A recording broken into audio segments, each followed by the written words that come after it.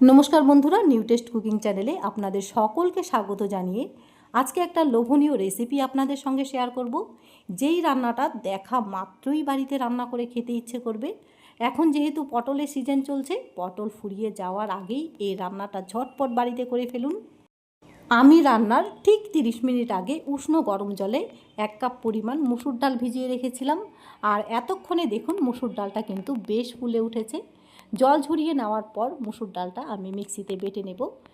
মুসুর ডাল বেটে নেওয়ার পর আজকে আর কোনো রকম মশলাপাতি আমি ব্যবহার করব না, তবে স্বাদ মতো একটু লবণ, একটুখানি হলুদ গুঁড়ো আর হাফ টিস্পুনের মতন কালো জিরে ছিটিয়ে নিয়ে এবার একটা হ্যান্ড উইক্সের সাহায্যে খুব ভালো করে ফেটিয়ে নেব।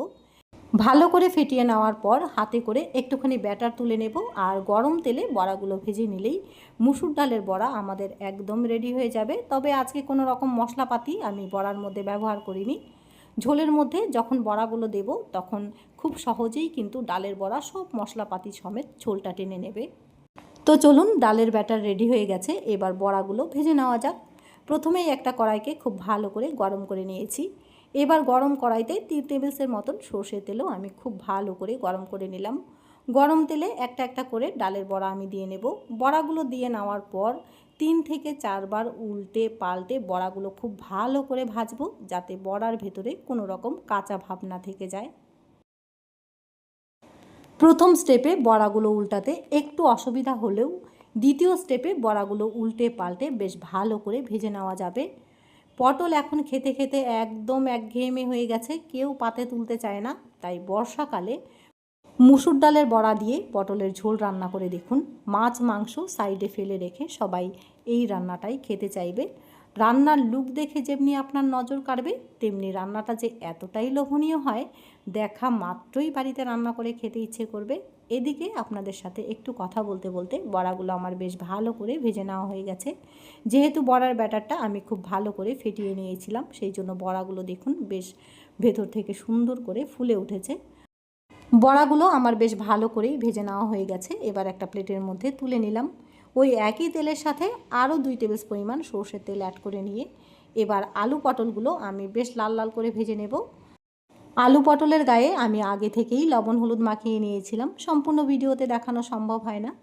লবণ হলুদ মাখানোর পর এবার আলু পটলকে আমি এত ভালো করে ভেজে নেব, যেভাবে অনুষ্ঠান বাড়িতে আলু পটলের রসার জন্য আলু পটল খুব ভালো করে ভেজে নেওয়া হয়, ঠিক সেভাবেই আমিও কিন্তু আলু পটলগুলোকে একদম লাল লাল করে ভেজে নিচ্ছি, যাতে আলুগুলো ভেতর থেকে সুন্দরভাবে সুসেদ্ধ হয়ে যায়। পটল ভাজতে খুব বেশি সময় না লাগলেও পটল যদি সুন্দর করে ভেজে নেওয়া যায়, তাহলে তরকারিতে খেতে একটা আলাদাই স্বাদ আসে। এবার ভেজে নেওয়া আলু পটলগুলো প্লেটের মধ্যে তুলে নেওয়ার পর ওই একই তেলের মধ্যে আরও 1 টেবিল পরিমাণ সর্ষের তেল অ্যাড করে নিয়ে ফোড়ন দিচ্ছি 1 টুকরো দারচিনি, 2টো এলাচ মাঝখান থেকে মুখটা একটু ফাটিয়ে দেব, সাথে দিচ্ছি একটা শুকনো লঙ্কা আর গোটা জিরে হাফ টিস্পুন পরিমাণ দিয়ে ফোড়ন আসা পর্যন্ত একটু নাড়াচাড়া করে নেব। ফোড়নের মধ্যে থেকে যখন একটা এলাচ আর দারচিনির মিষ্টি একটা সুগন্ধ বেরিয়ে আসবে, ঠিক এই সময় মিহি করে কুচিয়ে রাখা টমেটো আমি ওপর থেকে দিয়ে নিচ্ছি। একটা মিডিয়াম সাইজের টমেটো কুচিয়ে নিয়েছিলাম, সেই টমেটোটাকে ফোড়নের সাথে বেশ লাল লাল করে ভেজে নেব। ফোড়নের সাথে টমেটোটাকে যদি একটু লাল করে ভেজে নেওয়া যায়, তাহলে টমেটোর থেকেও একটা মিষ্টি স্বাদ বেরিয়ে আসে। টমেটো ফোড়নের সাথে বেশ লাল করে ভেজে নেওয়ার পর এবার পেঁয়াজ রসুন আদা বাটা টমেটোর সাথে বেশ লাল লাল করে ভেজে নেব, যাতে পেঁয়াজ রসুন আদা বাটার কাঁচা গন্ধটা চলে যায়।